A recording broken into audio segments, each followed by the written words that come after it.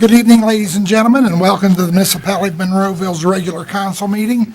Today is Tuesday, November 11th, 2014, approximately 7 p.m. If we'd all kindly rise for the Lord's Prayer, followed by the Pledge of Allegiance. Our Father, who art in heaven, hallowed be thy name. Thy kingdom come, thy will be done, on earth as it is in heaven. Give us this day our daily bread, and forgive us our trespasses, as we forgive those who trespass against us. Lead us not to temptation, but deliver us from evil. For thine is the kingdom, and the power, and the glory, forever. Amen.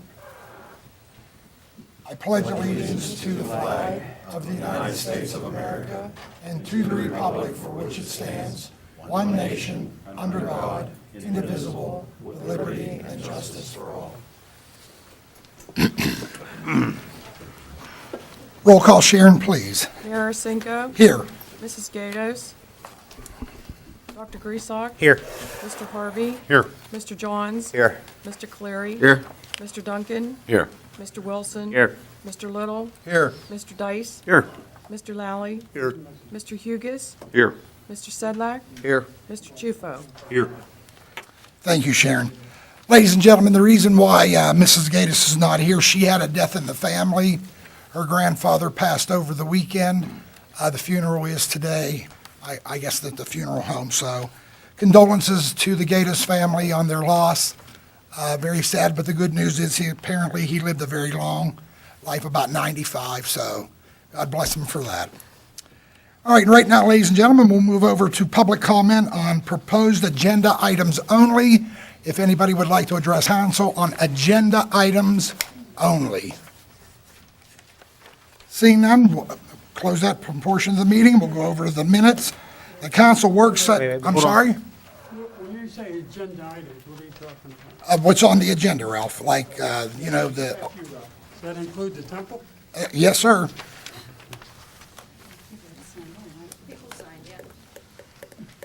Sorry, Ralph, I didn't see you get up. Slip here, you want it? Should I bring it up? Yeah, please.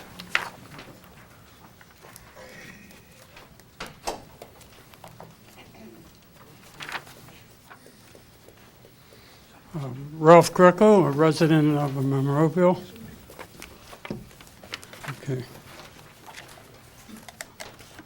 I'm speaking again pertaining to the temple. We think this road coming out onto Northern Pike is very, very dangerous. And somebody's going to end up getting killed coming out. The other thing is this landslide prone area.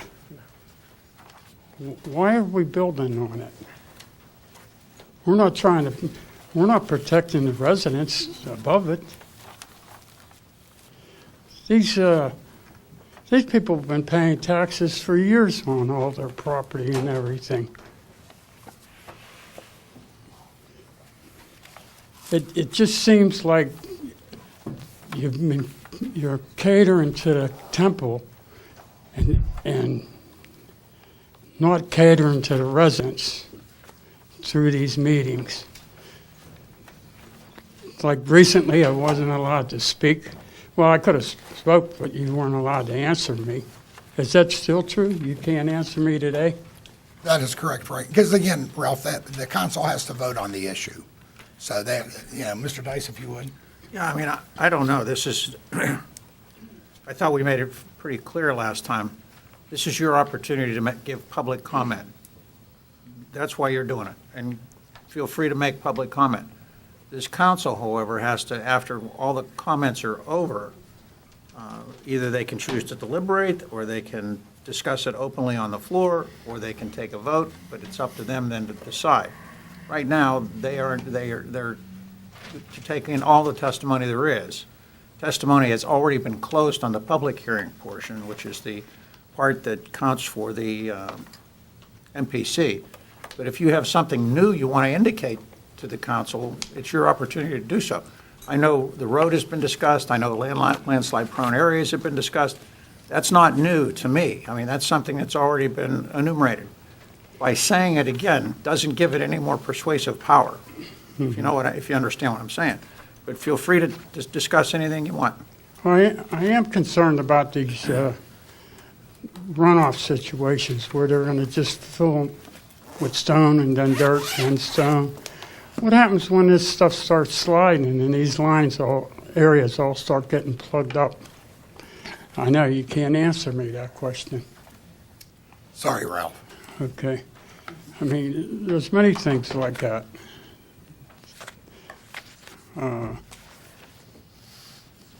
We attend every meeting we can, but I'd say in the last 2 meetings, we haven't been able to really talk. No, Ralph, I think you misunderstood that. You can, as Mr. Dice said, you can certainly voice your opinion, but the council, because they have to make a decision on that, they can't really respond at this point. As he said, when those issues come up, they can choose to, as was stated, to discuss it on the floor, or you can go straight to a vote. Yeah. I just realized how many times this has been tabled. They wonder why we have trouble getting people here. How many times did they put this on the schedule and it got tabled? People finally give up. You know, they said, what's the sense of going to the meetings? We had big crowds coming, but when they constantly saw it being tabled, and then the plans were revised how many times? If they revise these plans after this goes through, then what? Can't answer me. So there's a lot of questions that aren't answered. I'm going to let someone else speak. Well, Ralph, what you can do, remember, at the very end, I still open it up for public comment, okay? So if you have more to say, and I'm sure council will be free to maybe answer, or certainly, you should be directing the questions to me anyway, but the key being is, you understand why we can't respond. At least I hope so, anyway. We're not trying to do that to just ignore you or any other resident that's either for or against whatever issue it is. It's just the bottom line is that they have to sit silent. And this all come about because they felt they were treated unfairly because they didn't come to the citizens meeting and we talked. So you gave them another meeting. Then that got postponed. You know, something doesn't seem right here. Okay, thank you. Thank you, Ralph. Come on up. Again, this is on the agenda items I have only. questions, but I'll just put them in a statement form. My name's Angie Griffith. If you could stand in front of the microphone. please. Over here? Thank you. Yes, that'd be great, thank you. I'm going to try and make this in statement. Just because I do want you to hear this. You don't have to comment on it. Okay, at one of the previous meetings, a cover letter was read from your engineering firm, the municipality's engineering firm, and it stated that they opposed the building. Okay. And then we have their engineering firm that's going to go ahead with this. I find that to be kind of odd, that here we are, it's like drawing straws, you know, who do you go with? So my opinion is, or maybe we should just go with another engineering firm and get a third opinion on this. Also, I don't know what testing was done by this other engineering firm. The lady that read the letter wasn't specific, but I'm sure there was enough information there that was enough reason for them to oppose this. Okay, the other thing was at just refreshing your memory a little bit, because a lot of this was a long time ago. I'm forgetting some of the things that were said. I was at other citizens' meetings that we weren't allowed to, well, we could speak. You couldn't answer our questions, but I thought that was unfair to us because the people had a chance to be here, just like us, and I'm sure they know what a citizens meeting is, you know. But I think that was unfair, and I think we were just really denied our rights by not being able to speak. I would like to can't- just respond to this. It wasn't Okay. the Citizens Night meeting. When you have a public hearing, that's No. where you take the testimony of. Last citizens meeting, we were not allowed to speak about anything. Oh, no, nobody denied anybody speaking. We could speak, but you Right. couldn't answer our questions. Well, that's correct. So That's correct. what's the purpose then? If we have questions and we can't speak at a citizens meeting, when are we going to speak? I mean, I went home with 100 questions, you know, and after that, I never had a chance to get up again Did you and ask. attend the public hearing? Yes, Okay, that's when you certainly could address all your issues, but but I had again, questions, and you but- weren't going to answer them. but you appreciate why council cannot. I mean, that's just the way the law is. I know. Okay, I'm no attorney. You Well, know I'm what? not either, but- I respect attorneys. They, you know, but the other thing is, there was also, and this was never brought out at any of the other meetings, was there was a landslide at their driveway. This was several years ago. And I know for a fact a firefighter came up and he gave his testimony on it. But it was never brought up about the, what they did to prevent another landslide, if anything else was done. I know the engineer over here knew about it and everything. But I think it's worthy to think about that a little bit and know that that's a big concern of mine, okay? And the other thing is, we talked about the Northern Pike. We talked about it being a state road, and that the Department of Transportation or somebody was in, PennDOT. did a study. But there was no mention of Route 22, and I can tell you for a fact that Route 22, the intersection down there, is a very dangerous intersection. I live at the top of the hill, not at the edge, you know, but I live 2 houses down. And I can hear brakes squeal all the time. I can tell you how many accidents probably happen a year because I hear the ambulance down there and the fire truck. But nothing was ever mentioned about Route 22. And if you are coming down Route 22 from Murraysville, of course, that's a steep hill, okay? But when I was sitting in traffic there to make a left-hand turn, you know, you only have so much space down there now to make a left-hand turn onto to Northern Pike down on 22.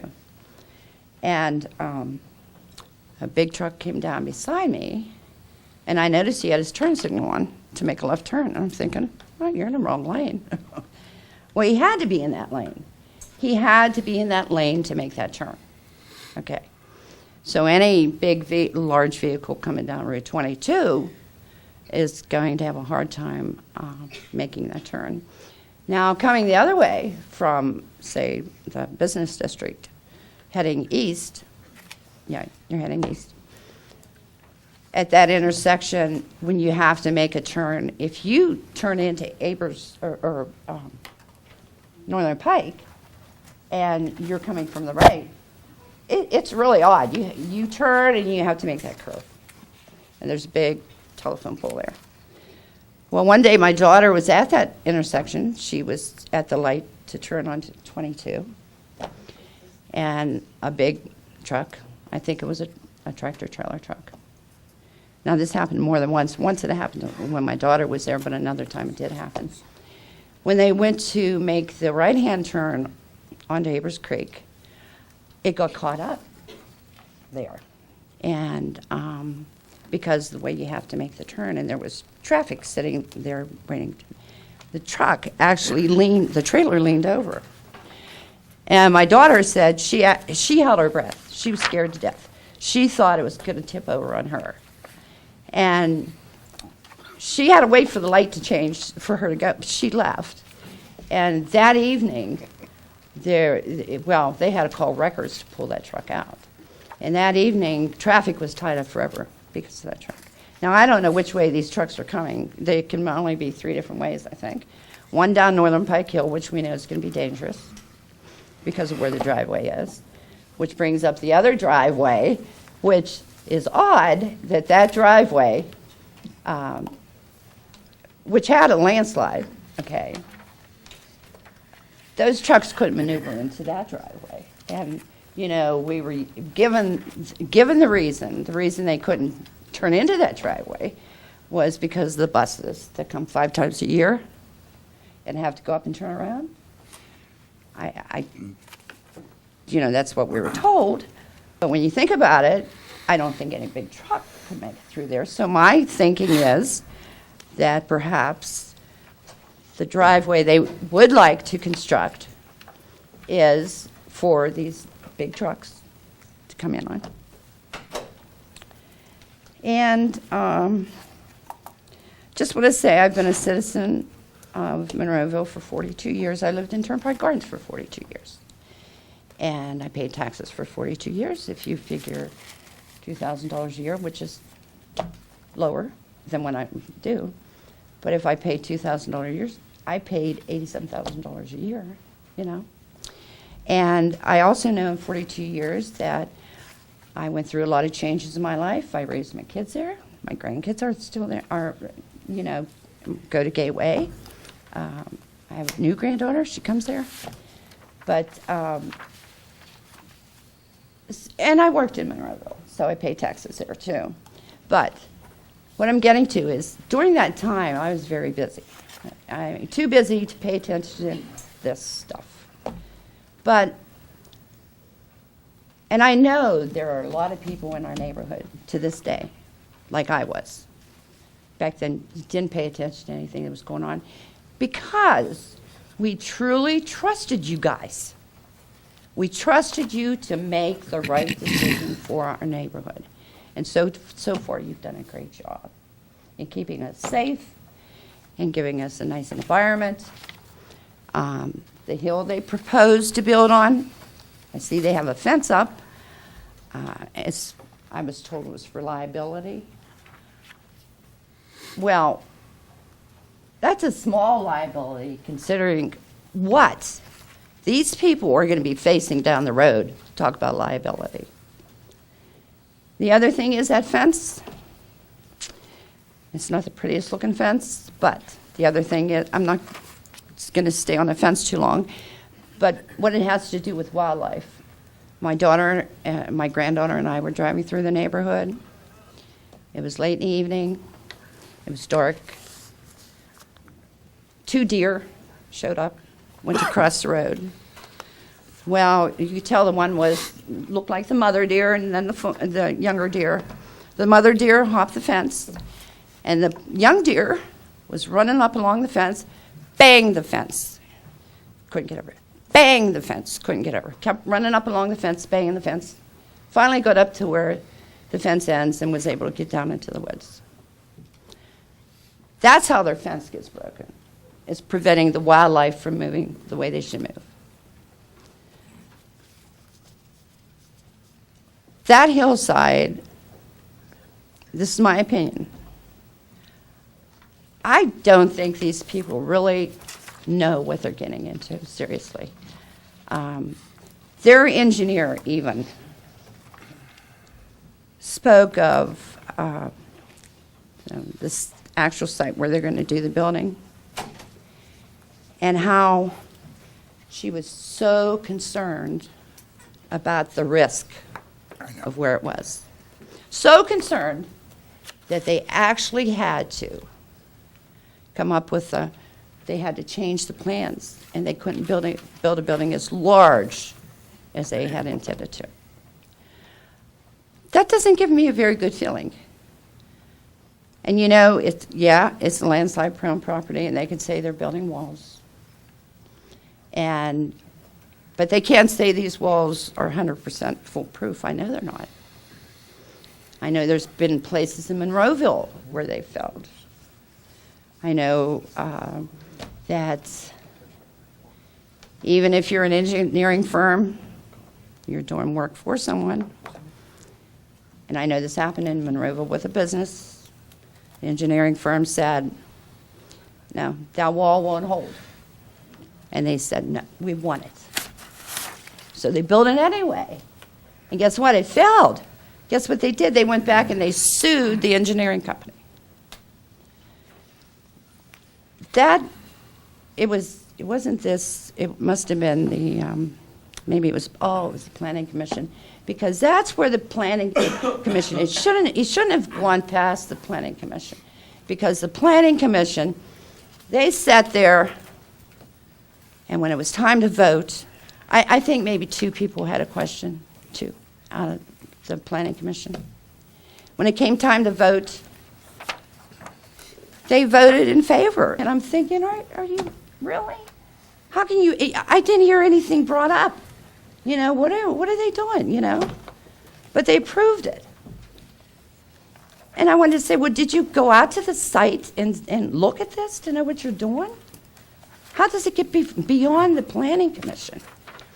I drove down that, I couldn't tell you the hundreds of times I've come down 22, and I look at that hill, and I felt good, because 42 years ago, I was told that that was all conservancy, that there's no way anyone could build on there.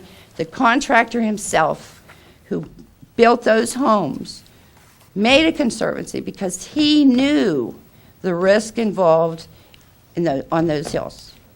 I have walked down those hills when my kids were little, where I had to actually grab onto bushes and trees to climb up, to get up above. That's how steep they are. So I don't I mean to definitely oppose Okay. the whole thing. Excuse me, And- ma'am, could you state your name, please? Before you Angie leave? Griffith. Thank you. Sorry. Sir? And ladies and gentlemen, you certainly can come up and give your opinion, but let's try to keep the 5-minute business. Oh, it's 5 minutes, I'm sorry. That's okay. I don't like to interrupt anybody, but please try. There you go. I'm just looking for clarification, Mayor. If you could state your name. My name is Tom Pegg, and I'm a resident of 4726 Lolly Drive, Monroeville. You didn't have to give your address, but go ahead, sir. That's fine. Will there be, I know this is for comments on the agenda. That is correct. Will there be an opportunity for comments as the new business items are being addressed? This is your time to address that now, if Okay, you want to do all that. right, well, then I will take. Okay, new business, only the things that are on the agenda. Yeah. Yeah, right, understand. At the end of the meeting, if you have something else you want to bring up, you can. No, this is to present some information relative to some of the items that are in fact on the Your agenda. turn. Certainly, proceed. The line of sight models that are used to determine adequacy of traffic patterns and that kind of thing are based on automobiles and posted speed limits and speed zones. The Temple has already acknowledged at this point that there will be buses entering their proposed driveway. When you look at bus requirements, your clearance times, the term is a clearance time, requires significantly more time than automobiles. And these, we're talking about models. When we talk about models, timing models, as traffic patterns are looked at. And when you look at those, these are models and recommendations and suggestions that need to be taken into account. Your clearance times, when you're talking about longer vehicles, need to be extended. So I say that, and when you look at Northern Pike Hill, and I've been a resident for 40 years of Monroeville, the amount of emergency apparatus that uses the hill, especially in the downhill mode, servicing roughly 25% of the municipality. When you think about a bus coming up Northern Pike Hill and making a left-hand turn into that driveway, and emergency operations or emergency vehicles coming down that hill, I agree with many of the comments that have made about the dangers that are going to be created and the number of accidents that are going to occur with the proposed driveway entrance for the Temple. And I would just ask that you take that into consideration as you look at this particular proposal this evening. Thank you. Thank you, sir. Once again, ladies and gentlemen, I'll leave it open for public comment on agenda items only. Agenda items only. Please state your name for the record as well, and just that you live in Monroeville. You don't have to give your exact address. Angela Marino, I'm a resident, and I think the time frame on building this is 5 years. Seems like a lot of time for $7 million project, and I work in construction and built way bigger, way billion-dollar projects in less time than that. I really don't want to spend 5 years listening to construction going on. And I know a lot of these residents don't want to do that. Not only that, my house is about 5 foot from the hill, so if there is a landslide, I'd rather it not be happen. Thank you. Did you sign in, sir? Did you Oh, sign, please?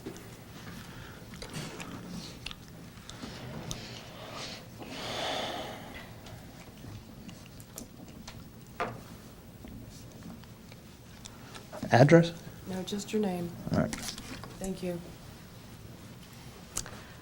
I would just like to express my opinion. My name is Ann Schwartz, and I live in Turnpike Gardens. I have you already signed in there, so. Yes, I did sign. And first of all, I feel very happy. I'm not one of those houses on the Pro Line that's going to slide down, if it does. My big concern, and I'm not a speaker, as you can see, is really that road going out. I've seen people get killed down there. I am very concerned for any loved one of mine or my neighbors, and that is my biggest concern, is that road, because I think it's going to be a very dangerous thing. It's dangerous already as it is, and I hope you can, somehow, we can consider a different way in than that on Northern Pike. I don't want to stop anybody from building or anything, but I am worried about the landslides myself. Like I say, I feel very lucky that I'm not on that side. So I guess that's all I have to say. I mean, you can't, progress is progress, but that's how I feel. Thank But you. please, please, please, consider how dangerous it's going to be. Lives are going to be lost down there. It really is. So, and thank you, and I again feel sorry for the people with their houses on that side. Stan, you want to come on up?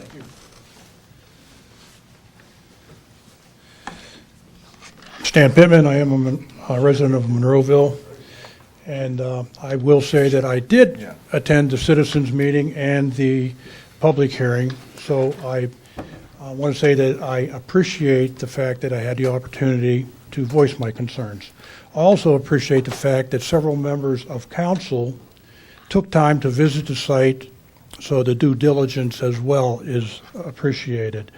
I heard Mr. Dice and will try to abide by the fact that you want new information presented this evening rather than rehashing, so I'm not going to go all over the soil issues that I had, the vegetation, talk about the roadway, the 5 years of construction, but I do want to emphasize a point that I had made before, because I think it was easy to get passed over, and that is the point that we are not so concerned about the property after construction is completed. But before anything can be done, they have to do a 20-foot cut to install that retaining wall.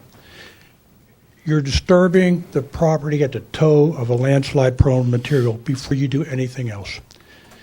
And I want to make sure that that does not get passed over. The other thing I want to say is that they're coming closer to the homes. And at one of the meetings, Raghu was asked a question, will there be any future building? And he's basically said, we're not going to rule that out, which means they'll be creeping even closer. And if the fence that is up right now is any indication as to how the property will be cared for, we're in big trouble for the valuation of our homes. They've already been devalued simply by the fence. And they talked about liability. They put the fence up for liability. The fence is more of a liability than the property is. They're protecting property, themselves from liability from property. Every home in Turnpike Gardens has that same property. But we don't have fences there with odd butts to them that are falling over, that have holes in them. I've seen a deer actually stuck in that fence. If that's an indicator, our homes will have no value whatsoever. And we've been there a long time. The last thing is that, well, we've already talked about that. I'm going to let that one go. That's all I have. Thank you.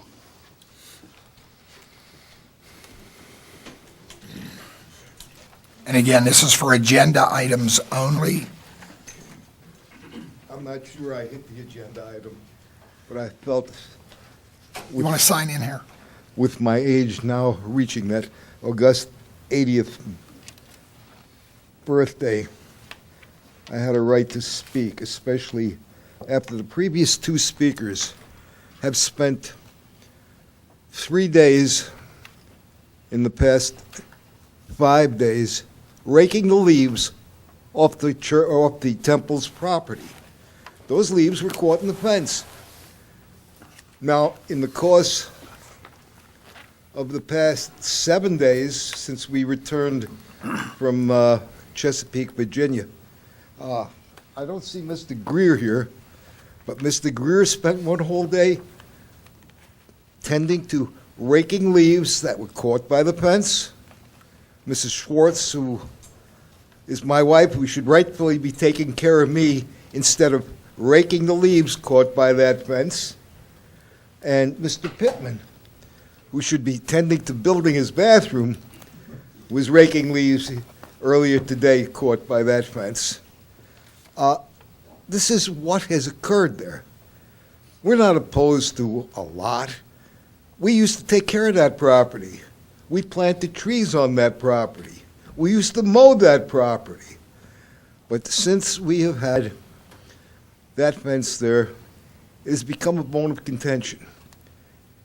We had asked that they repair the fence. Your code officer probably gets 5 calls a month, at least from my wife, saying, gee whiz, the grass has to be cut, this has to be done, that fence is falling down.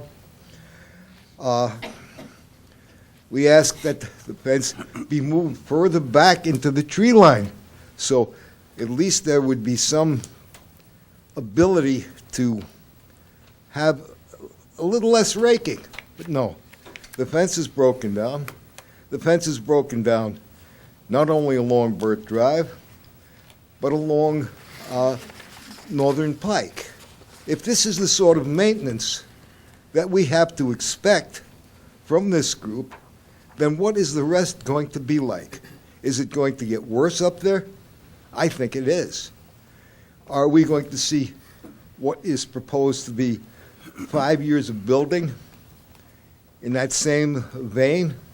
Then we're going to live in what is really a devalued situation. Many of us have invested 30 years or more in property taxes along there. We've taken pride in maintaining that area. I don't care who you are. I've gone to church services in storefronts. I've gone to temple services in basements. I even once sat on a battle line in Germany and attended religious services. So this is not a matter of this. It is a matter of seeing that we have some degree of protection against landslide, some degree of consideration in terms of seeing that the property around us is maintained in the same style and manner that we maintain our properties.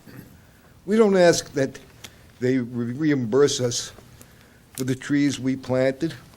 All we want is care. We don't want to have to continue to call on the city to come over there and make the amount of phone calls and to do the work that your code officer has had to do in order to get the grass cut.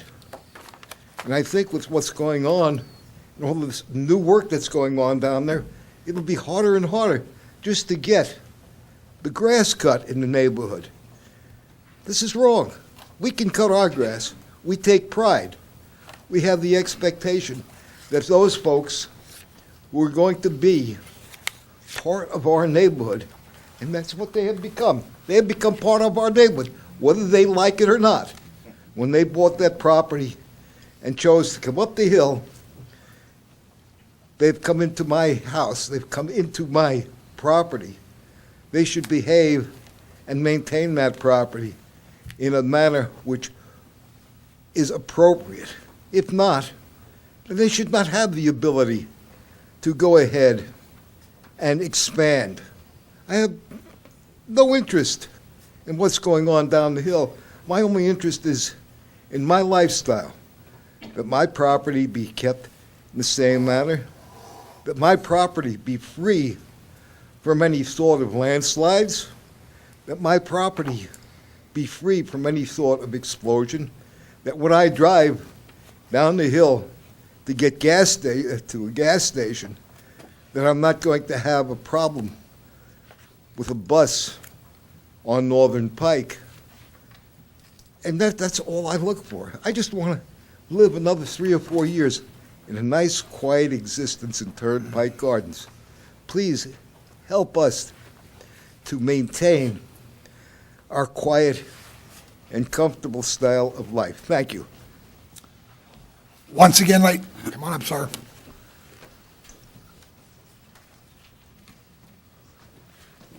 Please sign in.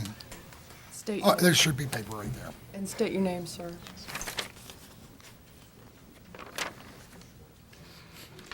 Good evening, Council. My name is Eric Roberts. I am a resident of Turnpike Gardens. My property sits right above the proposed excavation site. There is literally 36 inches between my fence and the slope that's behind my property that I share with the applicant's property. And I just want to touch on just two concerns that I have. The last time that we met, I listened to the applicant's attorney and the applicant's engineer with an open mind. But even after listening to their proposal, I'm just more concerned about, number one, the safety of my home, my neighbor's home, and our community, and number two, the quality of life of our neighborhood.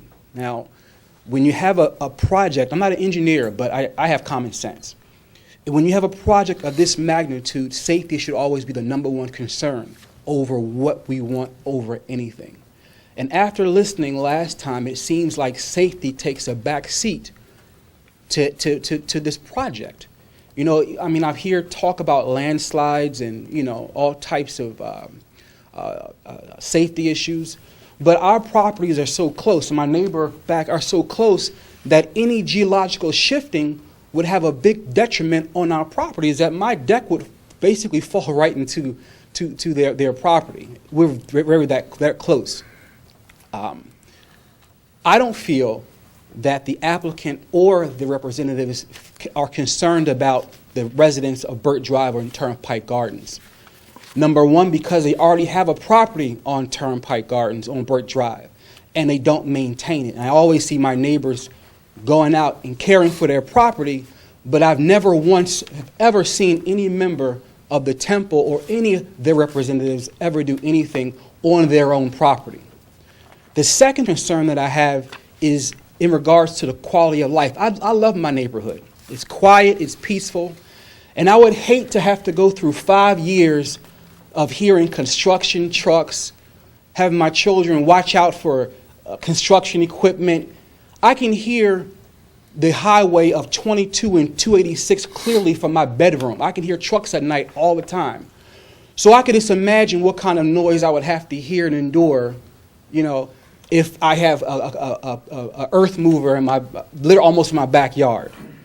And again, it's not that, you know, me or my neighbors feel that we don't want you guys to have, you know, your temple.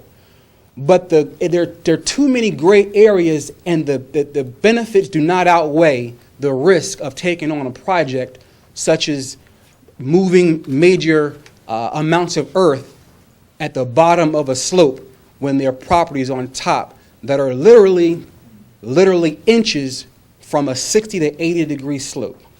Thank you very much. Thank you, sir. Once again, we'll... Sure.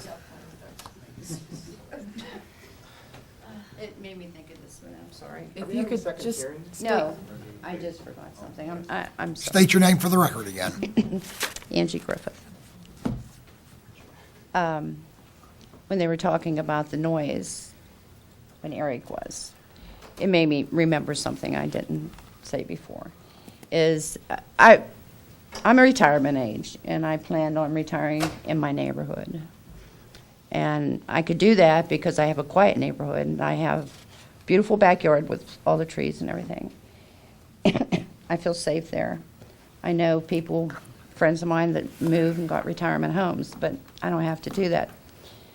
But what am I going to do, say, a year from now? I have to move because of all the noise? How am I going to sell my house? You know, I watch HGTV. Okay, that sounds silly.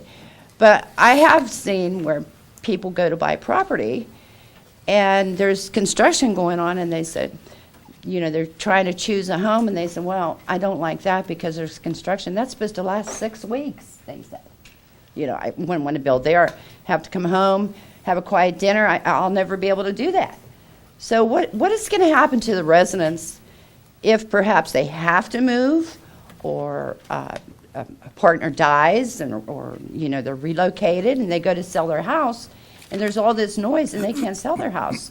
Don't you think that that could possibly devalue the properties in Turnpike Gardens? I do. So. What? Come on up, Bob. Hey, no, I prefer you can go first. I want to, go ahead. Did you want to... Sure. Good evening. As you know, I'm Tom Ayub, and I represent the temple. I will sign my name. Please. thank you.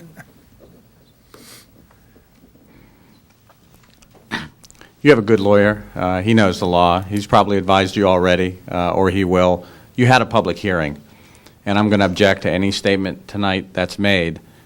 If it's made part of the record, that's You're not- improper. You're making a motion to strike all the testimony. Correct. That's been given after it will not be part of the record. It will not be part of that. It should not be part of the record and should not be considered by you because it's at a public hearing that my client and I have an opportunity to refute, contest, question anything that's stated.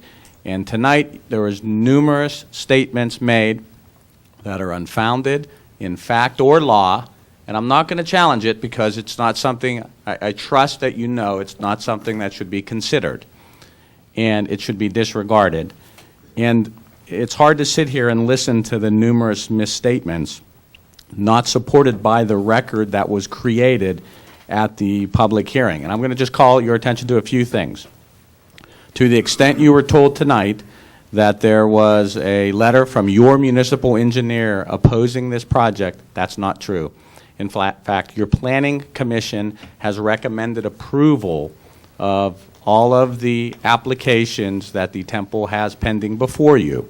Now, in the process, there are review letters provided by your hired professionals. All of the items raised by your hired professionals have been addressed, that can be addressed at this point in time. And those items that will be addressed at a later point in time, just because of the timing of when it occurs, are recommended conditions to any approval that was proposed by your planning commission.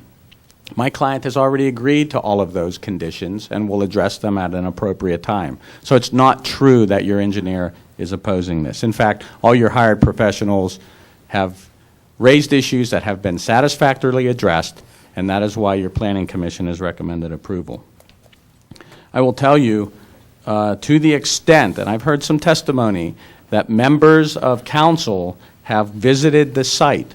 If anybody has visited the site with anybody who's here opposing the project, and without giving my client an opportunity to be there when they visited the site, they should recuse themselves, because that's inappropriate conduct for a quasi-judicial body to undertake prior to rendering a decision. So I would respectfully ask that you exercise professionalism, and if you've done that, to recuse yourself from the vote. To the extent you've heard testimony tonight about people coming upon the temple property to walk, to climb the hillside, to plant trees, to care for the property, they're trespassers, and they don't belong on somebody else's property. And then finally, to the extent you've heard testimony that there's going to be 5 solid years of construction, that's not what was testified to at the hearing, and that's a misstatement. The project will take place in stages over a period of time, but it's not going to be constant construction. So I trust you'll rely upon the testimony at the public hearing and not the misstatements of law and fact that you've heard here tonight. And I feel compelled to point that out to you nonetheless, and I thank you for your time. So I just want to make sure our record's complete.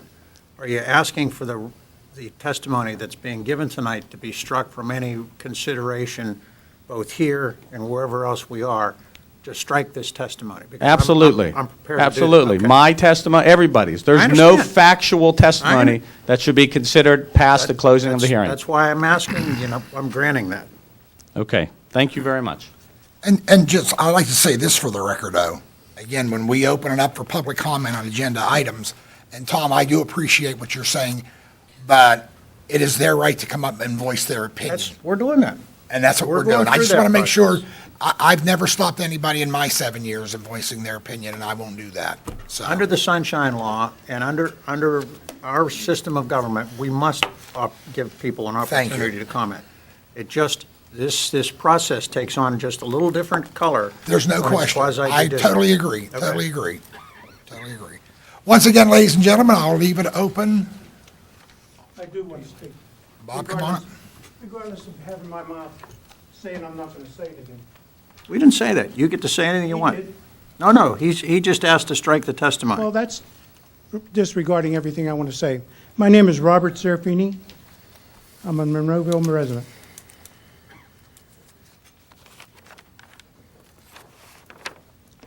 First of all, I want to say, let's play a numbers game here tonight. This has been going on since 2012, this whole building thing. They've changed the plans many, many times. Mr. Pittman, Mr. Greco, and myself have been up here many times talking over the plans with the engineers. We have tried to get a handle on this, but they keep changing the plans over the last 2 years to a point where I don't even know what the hell is going on. So that's 2 years into planning. Now, I'm going to state the fact that in 1980 and 81, there was a residency asked to be put in a rest home on the property which now the temple occupies. The municipality voted it down at that time because of it being landslide-prone area. Why, since it is a church, are we giving them special dispensation to do what the heck they want? I don't understand that. What's good for one should be good for another. Now, Pondu, who is the father here, this gentleman right here, he mentioned in a couple of statements that he said they're only going to have 3 to 4 buses per year there. I'm one of these trespassers who has gone up to the temple at least a half a dozen times. And the fact is, I've never seen any more than 15 cars up there at any one time. That's on a Saturday and Sunday. Now, the fact is, they have said that 3 to 4 buses, 15 to 20 cars. Why do you need a driveway 1,450 feet to go down onto the Northern Pike that's going to impact the traffic, It's going to kill somebody. I showed these pictures last time we were up here. I have them here. But the fact that you're 14-foot back off the road, I realize that's not a traffic study, but being 14-foot back off the white line, off the road there, off the edge of the road, you cannot see. And within 5 seconds, I showed you the pictures also. There's a car came right there within 5 seconds of the picture I took for the first time.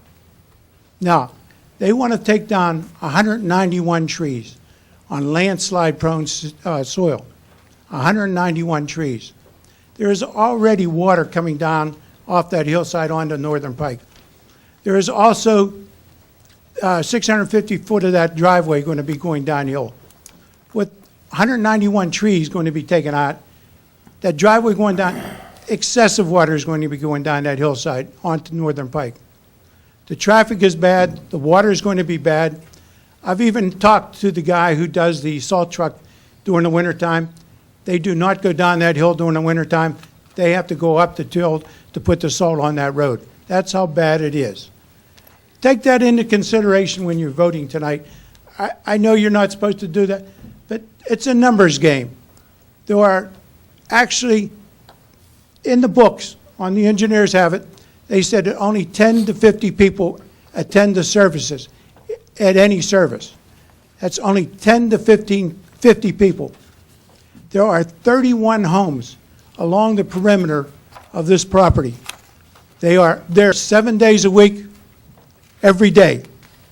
These homes are going to be, how should I say, susceptible to any soil erosion. You've heard Mr. Roberts up here, good neighbor, and like I said, I hate to see anything happen to him.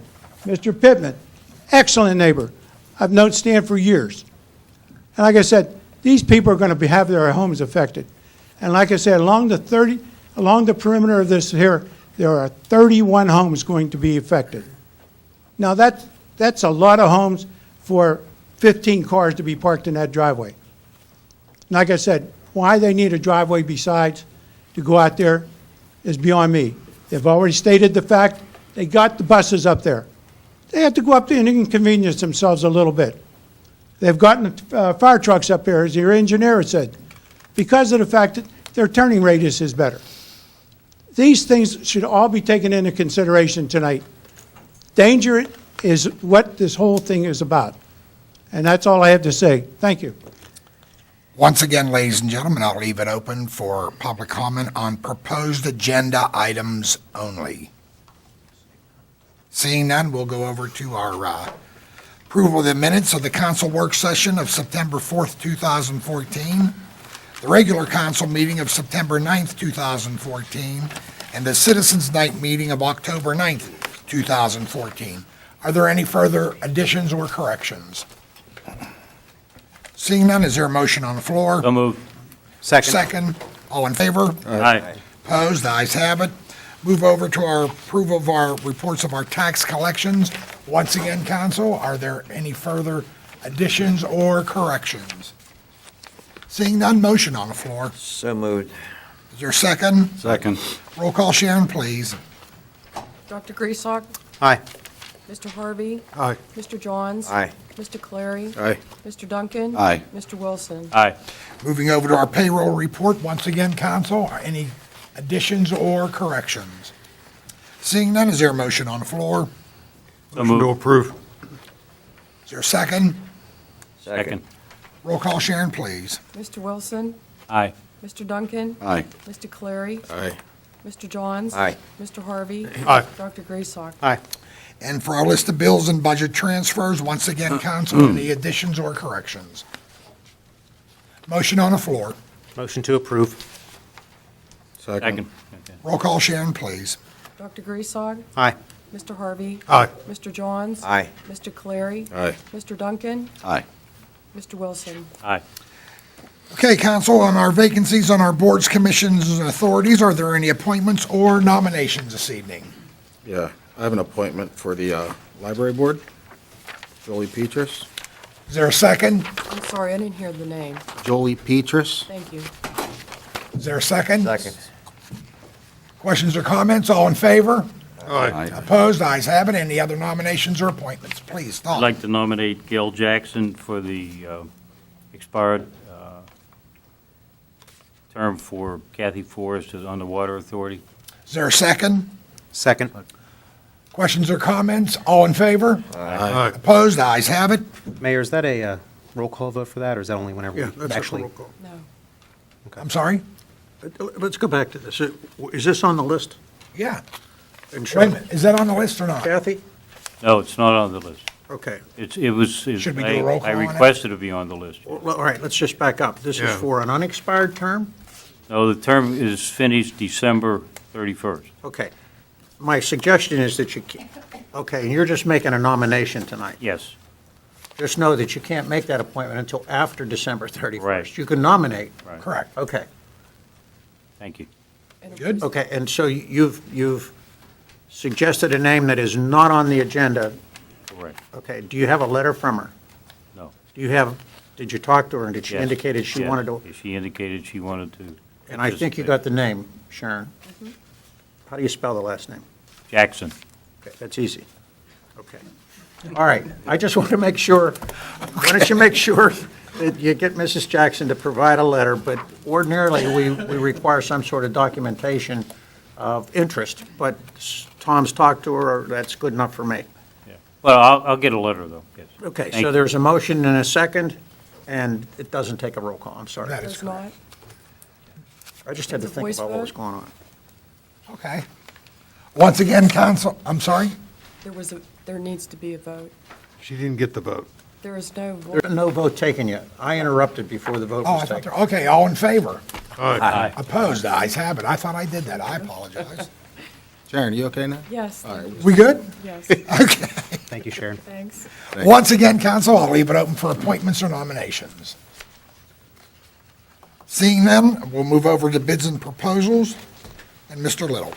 Okay, thank you, Mayor. We have one bid, and that's for the Public Safety Training Center Timber Project number 14-04-TIM, and requesting a motion to award the Public Safety Training Center Timber Project order to Gerald King Lumber Company in the amount of $15,505. That would be money that would be paid to us for the timbering.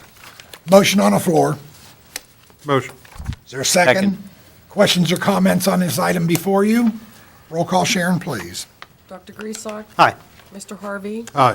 Mr. Johns? Aye. Mr. Clary? Aye. Mr. Duncan? Aye. Mr. Wilson? Aye. Thank you. We'll move over to old business. Mayor, I'd like to request a quick executive session before we move into this. So I'd like to make a motion to do that. And the purpose of the executive session to discuss this, deliberate on this project? Yes. Okay.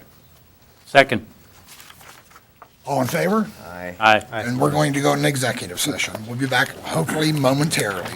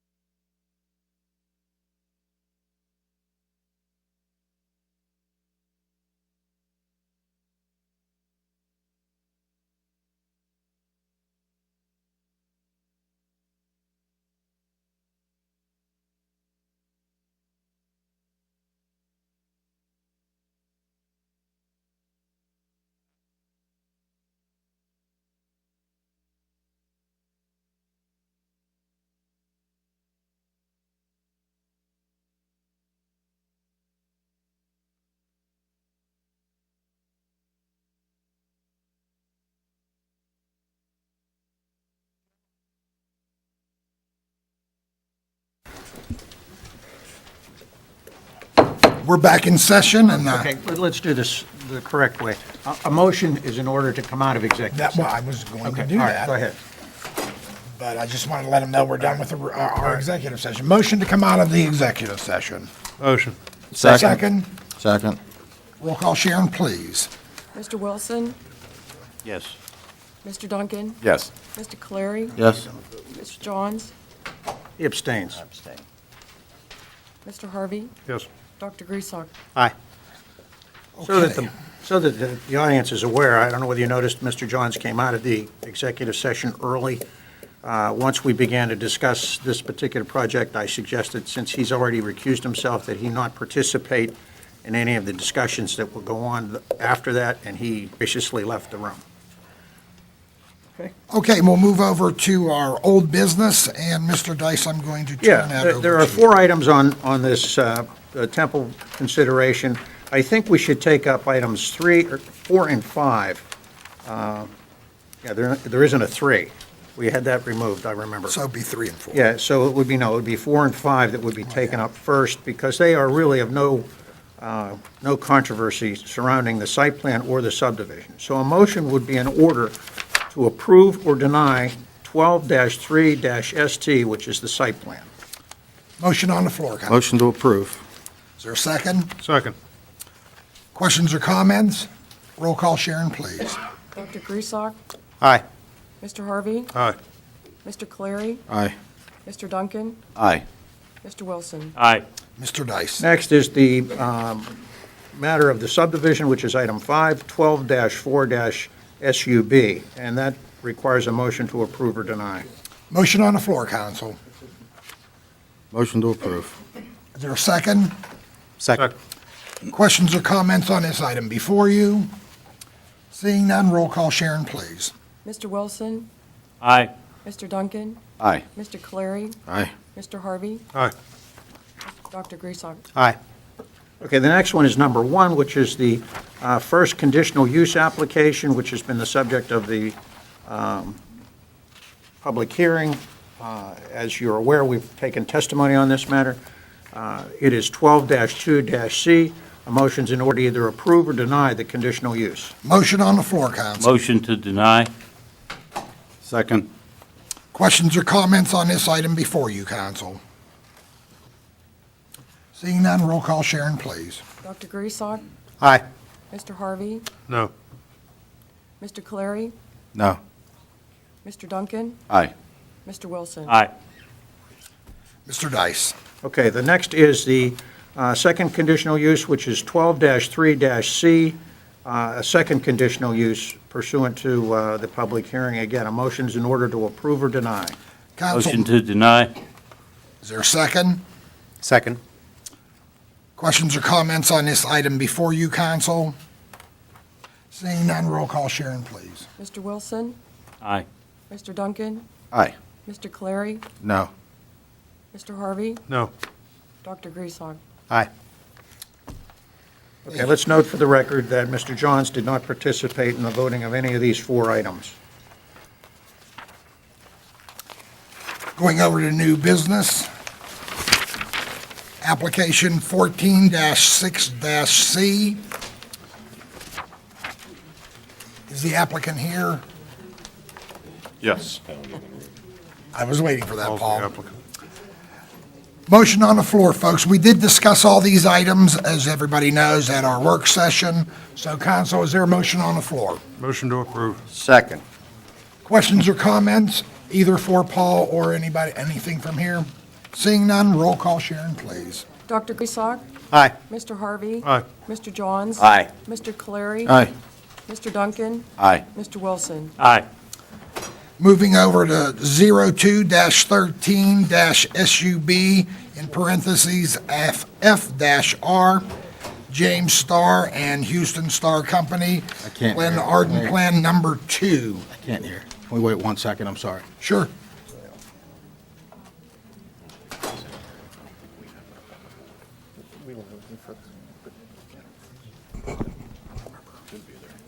And we'll move over to our second item on new business. That would be 02-13-SUB, in parentheses, F-R, James Starr Senior and Houston Star Company, Glen Arden Plan Number 2. Again, council, we did discuss this, and is the applicant here?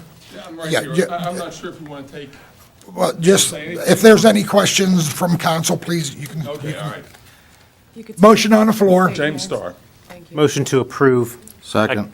Questions or comments for the applicant or any for the council? Seeing none? Actually, Mayor, I'm sorry. I just have one quick thing. We talked about this in the agenda-setting meeting. In the second paragraph, the parks that this money is to be funneled to is Maple Vista, Hawkeye, and Heritage Park. I asked that Heritage Park would be added at Thursday's meeting. It's not here in the notes. I'm not sure if that's just a typo. Yeah, that was an oversight, Dr. No problem. So if we can just get that into the record. And once again, this is a win-win for everybody. The applicant is willing to go through with this. And what this does is this takes money that was supposed to be utilized in the Glen Arden plan for walking trails and a playground. In lieu of that, the residents down there don't want it, are not interested in it. In lieu of that, the Planning Commission has found a way for that money to come to the Recreation Department to pay for some other improvements in our current park system. And so, it's a win-win for everyone. So, just want to make sure that Heritage Park is in the mix. They're one of the 3 parks that are. Sure. Yes, we discussed this in the, during the work session. Very good. Once again, council, any other questions or comments? Seeing none, roll call. Sharon, please. Mr. Wilson? Aye. Mr. Duncan? Aye. Mr. Caleri? Aye. Mr. Johns? Aye. Mr. Harvey? Aye. Dr. Graysock? Aye. And we'll move over to 14-7-ST, Enterprise Rent-A-Car of Pittsburgh, LLC, a Delaware, LLC is the applicant here, just in case we need you. Motion on the floor, council. Motion to approve. Second. Questions or comments for the applicant, or any comments from council on any other issue? Seeing none, roll call. Sharon, please. Dr. Graysock? Aye. Mr. Harvey? Aye. Mr. Johns? Aye. Mr. Caleri? Aye. Mr. Duncan? Aye. Mr. Wilson? Aye. Good luck on your project, and Mr. Little, if you would. Yeah, we have one resolution, a resolution adopting the Udipi Inn Sewage Planning Module. Once again, council, motion on the floor. Motion to approve. Is there a second? Second. Questions or comments on this item before you? Seeing none, roll call. Sharon, please. Mr. Wilson? Aye. Mr. Duncan? Aye. Mr. Caleri? Aye. Mr. Johns? Aye. Mr. Harvey? Aye. Dr. Graysock? Aye. And that's it on that, and we have no ordinances, so we'll move over to public comment on any municipal items. Please. John, I saw you did sign in, so you don't have to worry about signing in again.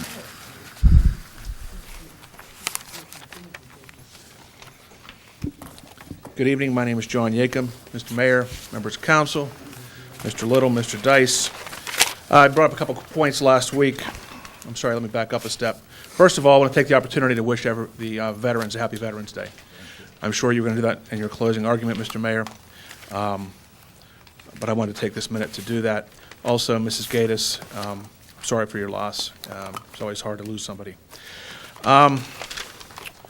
Last week, I asked a couple questions about the police department, and I think it may have been an oversight. I requested the information through the right to know process. I haven't received the information back yet, but it was stated that there are 8 patrol supervisors, and what I'm able to find is that there are 7. Previously, we've had 9 in the municipality. By going 3 per shift, I believe Chief Cole mentioned that each promotion is only roughly $2,000 from the patrol shift, patrol jump from the patrolman to the supervisor. There could be a significant reduction in the overtime. And the officers are there, they're qualified, they've actually passed the civil service exam from what I understand. So we would save tremendously in overtime as opposed to the mere $2,000 that we're paying out. The second thing was discussed was the task force reimbursement that comes in lieu of asset seizure money. The problem with the asset seizure money, as I see it, is that it doesn't go directly into municipal coffers. There's a limit to where it can be spent. We can't use it to pay the light bill. We can't use it to pay salaries. So if we put salaries out for a task force at overtime rate, we're getting reimbursed in a coffer that can't actually help the taxpayers. So it doesn't help balance the budget. The senior center, there was some information that was shared by the director of the senior center. She suggested that they're approaching 5,000 members. Today, Mr. Little provided the information that we're at 4,278, which is a far cry from 5,000 members. We have a budget of $485,000 that is paid for by our budget outside of the seniors' council. That's roughly $113 a year per senior. Now, I mentioned last week at the comment section that it's the municipality's job to pay for required things like police protection, fire protection, roads, sanitation, other expenses that affect a broad group or broad category of residents certainly should be considered. And it could be argued that the senior center is one of those things. But at $113 per member, at close to $500,000, that's a big chunk of budget that the municipality, that the taxpayers are paying. Now, when you look a little further, non-residents are allowed to use our senior center. So we are, according to Mr. Little, there are 662 non-residents who use our senior center. At $113 per member, we're putting out $75,000 to pay for other community senior centers, senior citizens. So we're using our resources to pay for Plum, Penn Hills, Murraysville's senior citizens. The Silver Sneakers was brought up as a way to augment some of those costs, but even at the best projections, we're looking at $15,000.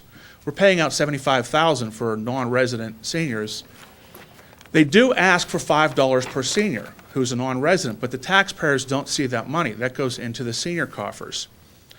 I would propose that if we're going to allow non-residents, that we increase the cost to what the real costs are to run the senior center. If a Plum Borough resident wants to use our senior center, they should help pay for it. Right now, they're not. This is a question from Mr. Little or Mr. Mayor, if you can answer that. Are the vendors at the convention center, when they bring in a convention, do they pay any type of municipal sales tax, mercantile tax? They do pay a table fee, and I'm not real clear how much that is. Okay, does that go is that part of our budget? Yes, that comes Okay. right directly to the. Is that ever audited? Yes, They come under our audit as a component unit. Yes. Okay, is it audited to actually whether the number of tables are actually paying for that number of services? John, I can't answer that question. Okay, because there seems to be a lot of non-resident, non-local businesses that would come into our community, which certainly is a good thing. But if they're not paying their taxes as a business privilege tax, which businesses in this community pay, it really is an unfair advantage, and certainly something we can look at where, once again, we can look at outside residents using our services and not contributing their fair share. In summary, we have a police department that we're using overtime to help subsidize federal and state law enforcement. Certainly not opposed to that idea, but our taxpayers are paying that overtime rate. We have fire departments going into non-Monroeville districts where we're not getting anything from those taxpayers. And I'm not speaking of the emergencies. I'm not speaking of the rare instances, the Franklin regionals, and I'm not speaking of our direct neighbors. Certainly bordering communities have to share resources from time to time. But I'm talking about routinely going into communities where we have to cross a river and our tax dollars are being spent. And we have taxpayers subsidizing non-resident seniors. These are three areas where our taxes are being used, our budget is being used to offset services provided to other communities that do not provide direct tax benefit to us. These are not a non-resident business that happens to have a business in our community. These are people who are completely outside of our community, and we're providing quite expensive resources. We're providing resources that should be that should be provided by the larger governing bodies, county, state, and federal, and we're subsidizing them as a municipality. I don't think that's reasonable. I don't think that's fair to the taxpayers. There are situations in our municipality where we're providing services that those governing bodies will provide us free of charge. We choose to do it ourselves anyhow, so not only are we paying for not only are we paying for services that the county and state will provide for, we're also providing services to communities that aren't contributing back. That's all I have on the budget. Last thing I want to mention is I've received 5 or 6 emails in the last 4 or 5 days about a billboard discussion that's coming up in Monroeville. Apparently, we're going to open up billboards in our community. I believe it was advertised for the Planning Commission. I hope that's something that we don't do, but I also hope if we do decide to do it, that there's an open and frank and discussion. I know it failed 6 or 7 years ago. There was a large number of residents that were opposed to billboards in our community, more than there already are. And I hope council looks at that and decides to oppose that proposition. That's all I had. Thank you. Thank you, Mr. Mayor. Once again, ladies and, I'm sorry. I'm going to address some of his questions. John, I want to address some of your budget questions. And Doug, you help me out here in case I misstep here. I mean, John, you may be talking about apples and oranges here on the asset seizure and the drug task force. Anytime our police officers or any police officers on a drug task force work with an outside agency like the FBI or anything like that, and they get paid overtime, we get reimbursed for that. Can I see after the answer back with you? Yeah, yeah. It's going to turn into a debate.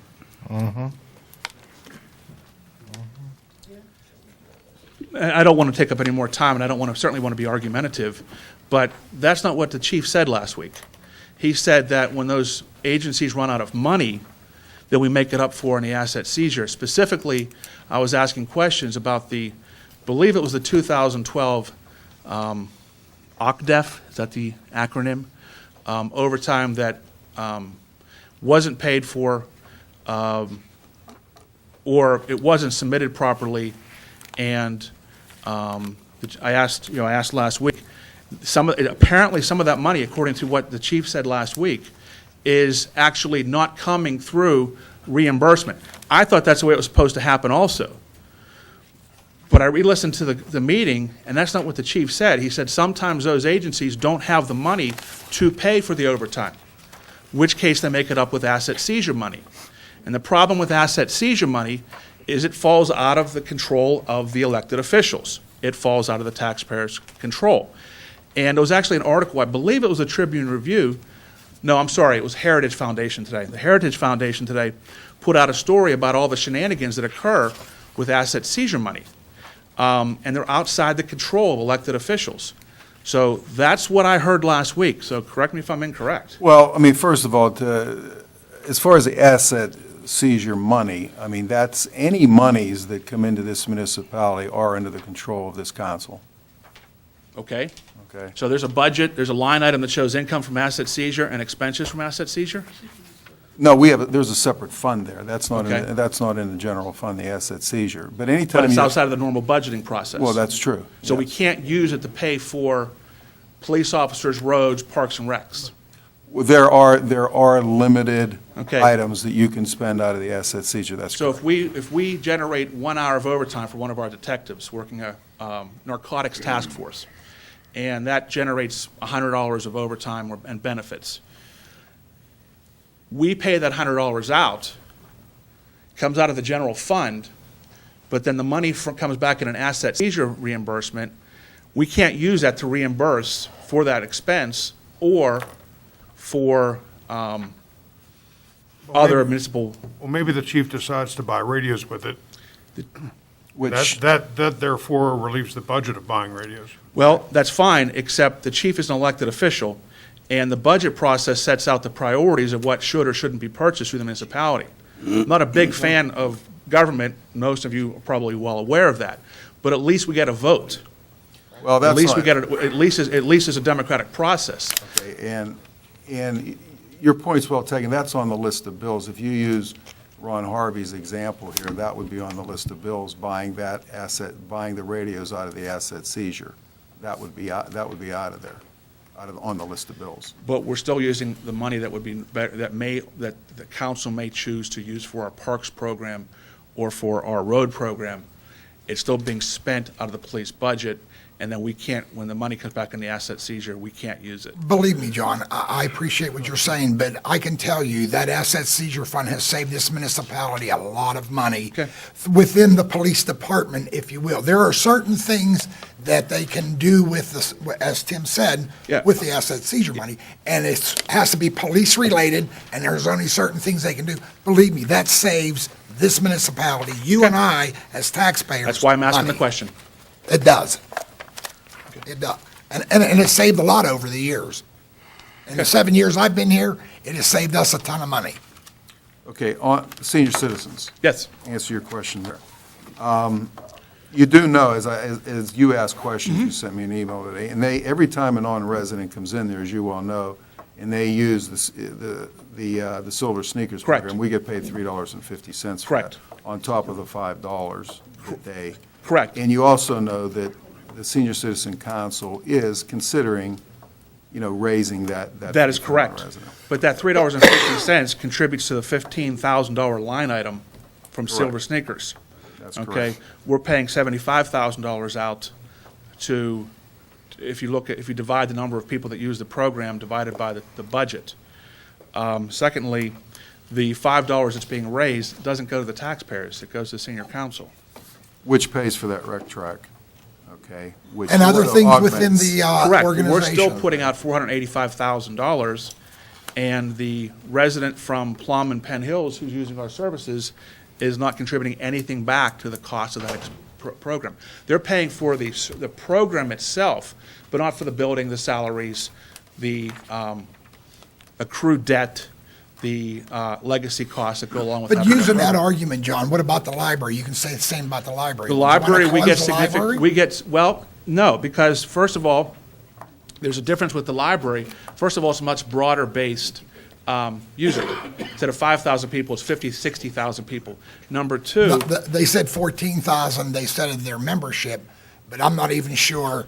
I'm sure they still have me on there, and I haven't walked in the library in many years. I mean, my But- kids no longer go to school, but it's a good what I'm I saying is, understand that, the but senior we center get- as well as the library are But we good get, projects. we get federal and county money to run that program specifically because we allow non-residents to use it. Right, but we still And if put the we line prohibit, share in. and if we prohibit them using that, then we'll lose that. And granted, it is the lion's share. Of what we put in. No doubt about it. It's the lion's share. It is a huge sum of money. It's not $15,000 and it's not $3,000. It's a huge sum of money. If my memory is correct, it's in the tune of $300,000 and $400,000. I could be mistaken on that, but that's just what jumps out at me. It's a huge sum of money where we receive as a regional asset tax and I'm not sure if it's federal contribution or not, but I know for sure it's regional asset. So it's a little bit of a different story. You're comparing apples and oranges. Well, and I agree with you on it, but what I'm saying is they're both good amenities for. I just think that we Monroeville. should look at situations where non-residents are using our products and not paying for them. I think the senior center's doing that. Thank you. Once again, ladies and gentlemen, I'll leave it open for public comment. This is your time to address any issue. Ralph Greco from Monroeville. Can you explain the votes on the temple for me? Mr. Dice? I don't know where to begin. What's the I issue? meant so the public could hear it too. Okay, well, I Was the mean, temple approved or not disapproved? the temple was approved for a site plan and subdivision plan. Okay. The temple was denied with regard to both conditional uses. Okay. Now, is the question now, can the temple go forward? Is that Yes. your next question? Yes. No. Okay. I thank you. I wanted the public to be able to hear. Very good, Ralph, appreciate it. Anybody else would like to address council, please come on up. That doesn't stop them from resubmitting another conditional use. Please sign in, state your name for the record. Lori Picusa. I am a resident of Monroeville. You're saying they can't go forward. They could appeal, correct? Oh, absolutely, it's America. Okay. And I guess here was my question, and I didn't make it up on time. If I'm going to build something in Monroeville, a store of widgets, I come to the planning commission, and I have my attorney and my engineer and my whole thing, and I want to build it. It's not like I just dreamt up a product and designed a building. I went through the steps, and there was conversation back and forth. They've met every step that you asked them to meet, and yet you denied them. I think that's absolutely wrong. It makes me concerned as a resident here Well, don't get too concerned. that if I wanted If you think- something, If you think that there's not grounds for denial, that's not the case. but haven't they met everything that you asked them to meet? The If they had engineers met and every- everything? If they had met every criteria, then this board would have no alternative but to vote in favor. What did they not meet? Well, I think there's a series of things, and I think we can discuss that after the meeting, but it starts with, it's being built on landslide-prone areas, you've got problems with access, you've got issues that are genuine. Remember, we have the Point Circle case that Judge James said that you can't cut trees down on a landslide-prone area. That was just last year. Find another location. When you guys are all worried about Northern Pike, I'll tell you, my daughter's going to be 16. I'm terrified of her driving on Abers Creek. And she's a soccer ref, so she goes down there. I'm concerned about Abers Creek. I can't imagine being on that road when a bus would go past. Okay, are we arguing about this No, now? I'm just saying, I'm concerned about other people that want to do stuff in Monroeville. And then if somebody on council doesn't want it, you're going to deny them. And I find that concerning. Well, remember, these people, these 7 people are elected by each of their ward's residents. And I heard. And thank you to my ward person. I heard the vote was 3 wards saying no to this project. That didn't include Mr. Johns because he had already predisposed the project. That would have been 4 wards. So it's not like it's just the ward, what is it, Ward 4? Mm-hmm. That's saying no to this. I think that the other council people here expressed genuine concern about the project itself, the very conception of the project. And I'm not going to defend it any further tonight because obviously there can be an appeal taken. And that's their right. They own the property and they have a right to do that. And who knows what happens in Pittsburgh? Because, again, a conditional use is a matter of right if you meet all the criteria. The question is, do they meet all the criteria? And that's why we have lawyers. Okay, thank you. Bob, come on up. Once again, please state your name for the record, sir. Robert Serafini, Monroeville resident. I just want to thank all the councilmen for their vote tonight. I just want to say one other thing. Mr. John is my councilman from my area. He's a great councilman, and I'm sorry he had to abstain from voting tonight. I felt that he was the most involved person on this project, and because he felt so close to it, he spoke out. And Jim, I know you couldn't vote tonight, but I do appreciate your time and effort that you spent on this. Thank you. And I just wanted to let you know that. Appreciate it. And I also want to send Linda Gatos, his dad is Mickey Kelly, and Mickey Kelly's dad is the one that died. And I just want to offer my condolences to him. Thank you. Thank you, Bob. Once again, ladies and gentlemen, we'll keep the floor open for any comment from any other resident on any item you'd like to discuss. Seeing none, we'll close that portion of the meeting, and we'll go over the reports of our municipal staff. And Bruce, any other words of wisdom? Not tonight, Mayor. Tim, you have a couple of items, or no, at least one item there, so if you would, please. Yeah, just a reminder that the annual Tree Lighting Festival will be held on Tuesday, November 25th at 7 p.m. at the Old Cornerstone Church, and I'd just like to say thank you to all the veterans in America and in the community. Thank you, sir. Paul No comments. and Sean. All right. Tom, we'll start off with you this evening. Okay, it's my pleasure to recognize Monroeville Police Officer Matthew Wright. He was honored on October 24th at the John J. Hines Amen Corner Luncheon in Pittsburgh. Officer White was honored for his actions on December 9th, 2013, in confronting an armed assailant that had held a Monroeville resident at gunpoint in his home. Officer White's prompt response and action, including discharge of his weapon at the suspect, ended in a very tense and involving situation that not only endangered the victims, but other residents of Turnpike Gardens. I would like to take this time to acknowledge his actions and thank Officer White for a job well done. He is a credit to Monroeville Police Department and the police profession as a whole. Thank you.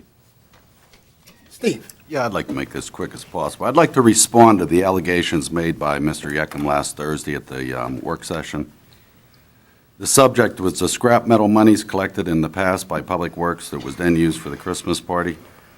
Mr. Yeckham cited the audit management letter to then manager Lynette McKinney and council dated December 31st, 2012. He used the words theft of monies.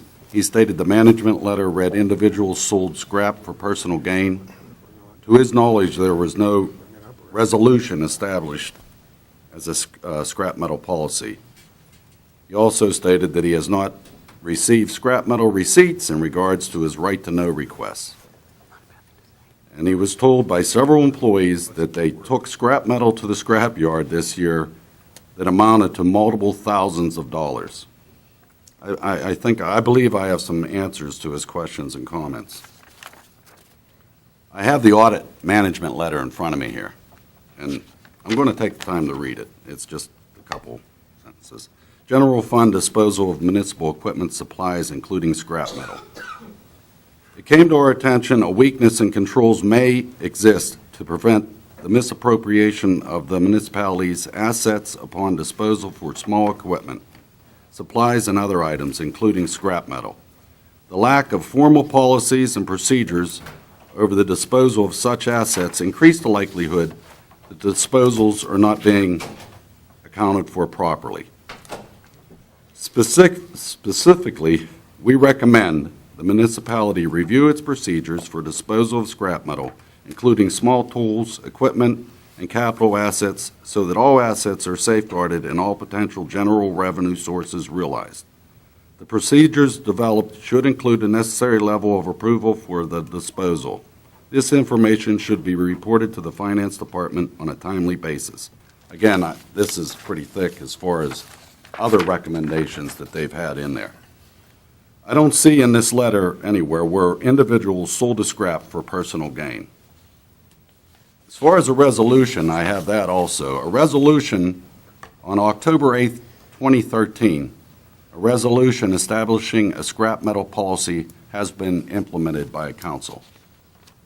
Lastly, in regards to the checks, and the only check that was received was January 10th of 2014, and I presume that was for the 2013 year. It was in the total amount of $964.60 for the year. And that was given to the Finance Department. So these thousands and thousands I don't see. Lastly, I'd like to thank Mr. Jones for his hard work and donations that sponsored the Public Works Christmas party last year. And my condolences to the Gatos family.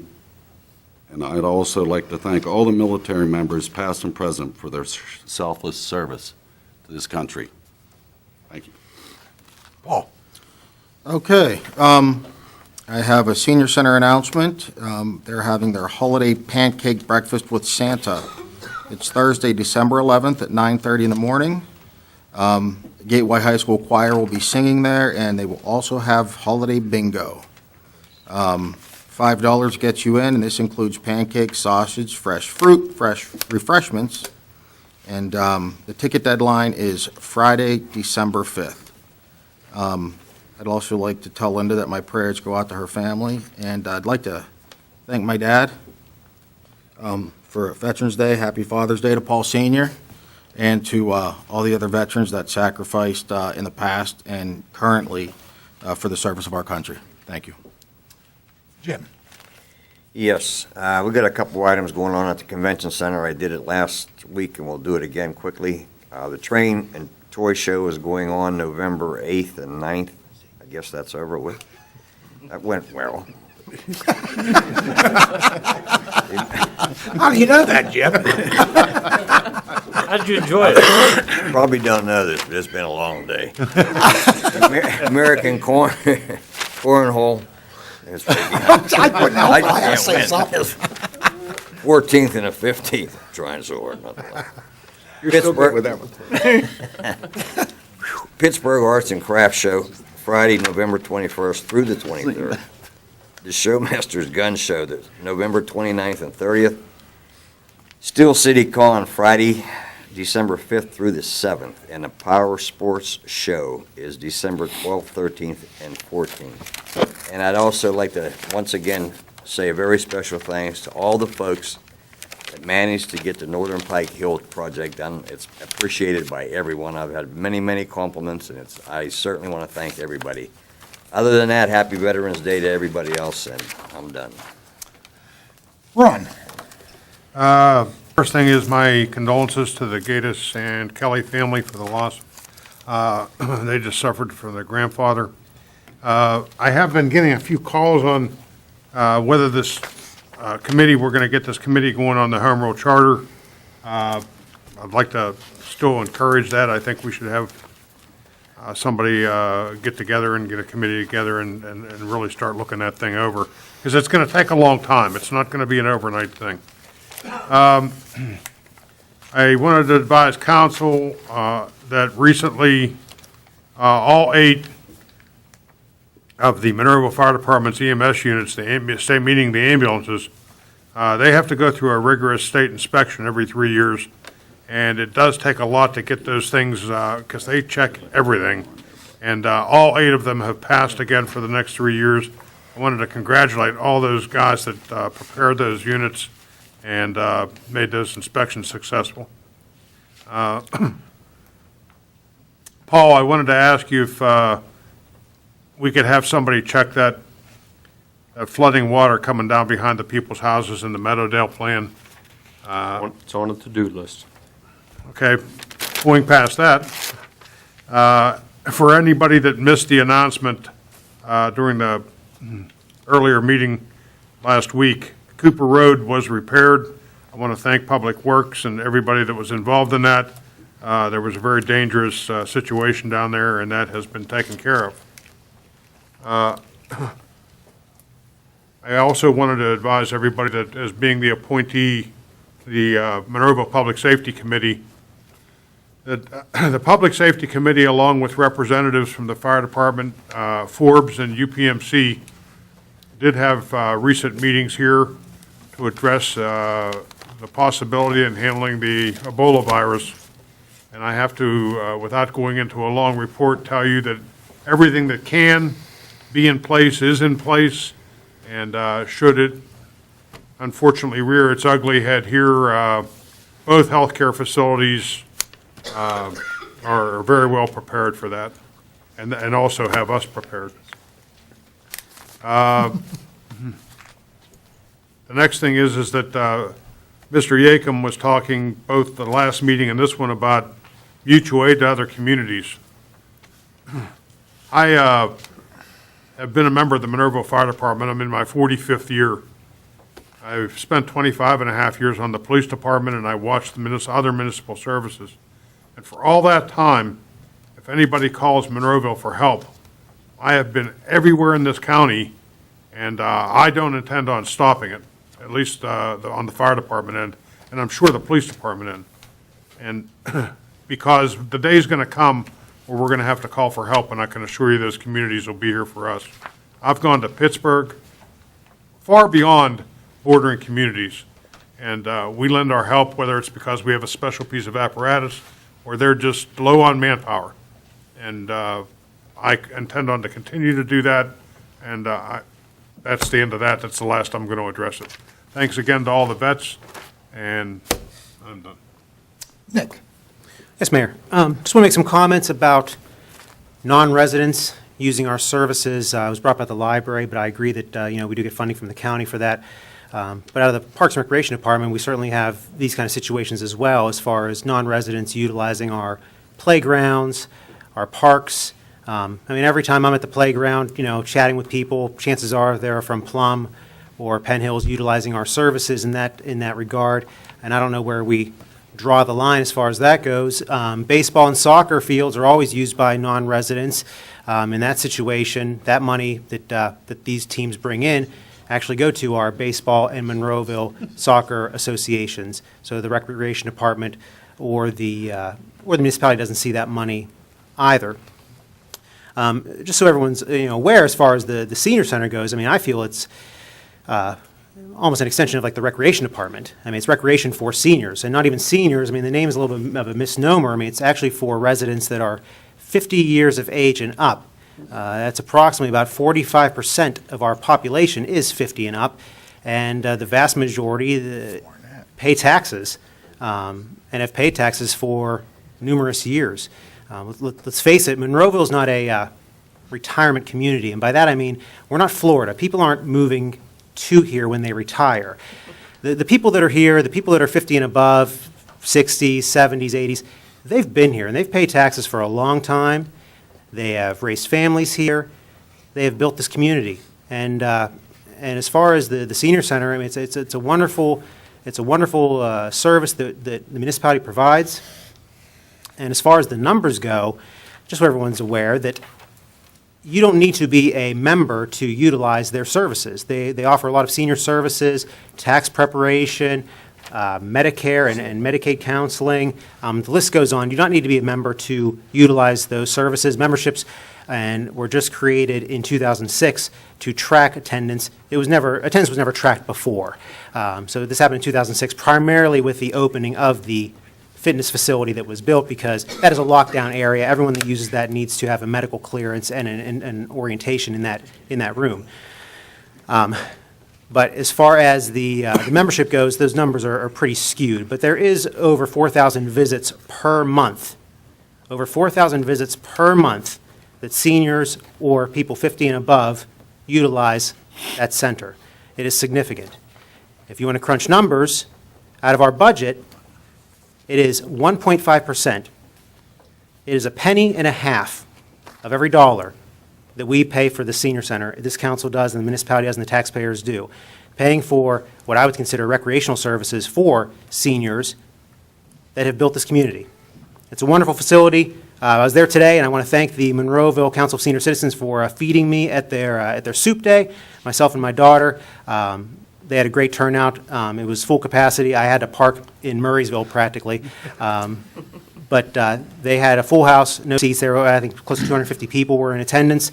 And actually, I believe they signed up approximately 12 members just today after this one event. And that's one of the other features as far as non-residents. They are always allowed to come to the special events, and they do pay money for those special events. I would agree, though, that as far as non-residents, we should charge them more money to have a membership. However, as I believe the mayor might have stated, it's not council's say, it's the Monroeville Council of Senior Citizens. That's their call. I could say I think it's a great idea to raise the amount there. However, that's their call, and we don't have any say in that. But those members do come to the events, they spend money, and if they are a member of Silver Sneakers or Silver and Fit, they actually, by contract, that the senior center cannot charge them. If you are a Silver and Fit or Silver Sneaker facility, you have to take, whether it's a resident, a non-resident, a Club for Life, different facilities in this area, whether they are members or not of that facility, they need to take Silver Sneakers and Silver and Fit. So the numbers can be skewed any way you want to do it. I fully support the Monroeville Senior Citizen Center. I fully support our services, Recreation Department. You go down the list, and I'm proud of that. Those are the kind of things that make Monroeville, Monroeville. And and I'm proud to be part of it. So that's all I have to say about that. I want to stay on briefly on the Recreation Department, just commend council once again for moving on that money being paid over to our parks. Maple Vista is definitely in need of repair. Hawkeye Park up in the 4th Ward definitely needs to be, there's safety issues there, and Heritage as well, there are some safety issues, so this is a good thing for Monroeville. Snacks with Santa is coming up December 6th. That is Saturday from 10 a.m. to 12 p.m. That's at Monroeville, number 4 Fire Hall.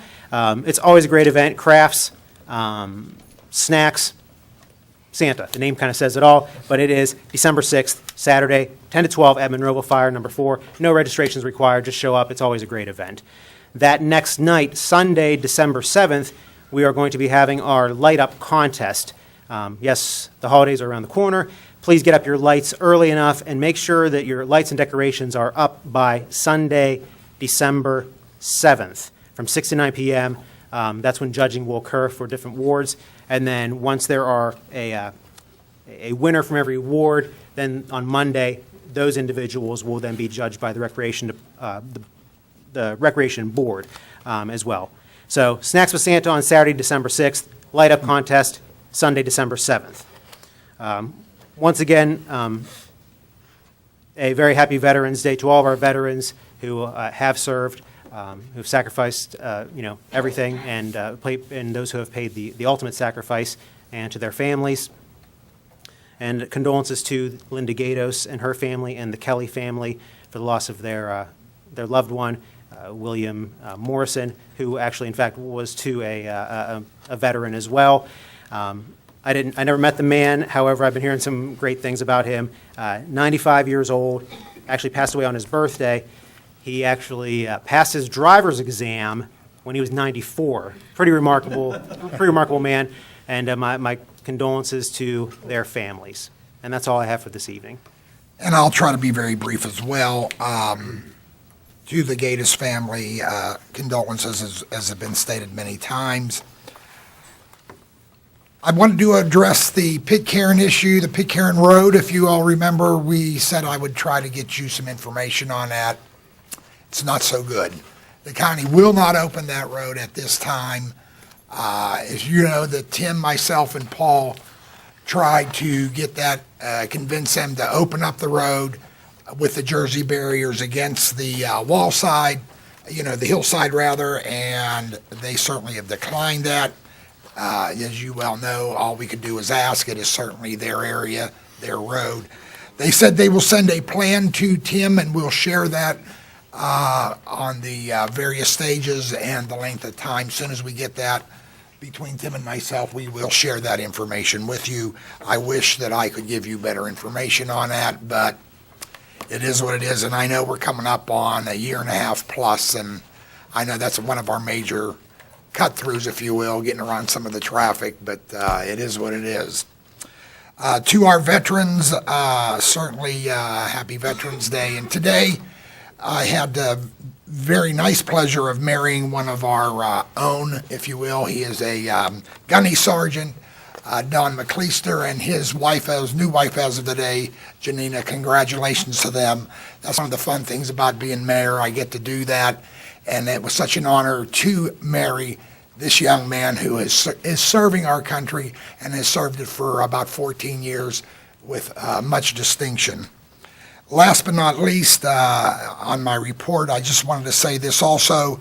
I know there was some talk today, and I don't even have to say the name, you'll know who I mean, that we should be raising our rates on, our vendors that do the convention center and all that. Let me just explain to you, and especially on our fields, we have like the Atlantic Baseball Association come in. They fill every single room in Monroeville. And guess what? They eat at our restaurants, they shop in our stores, and we get revenue from that.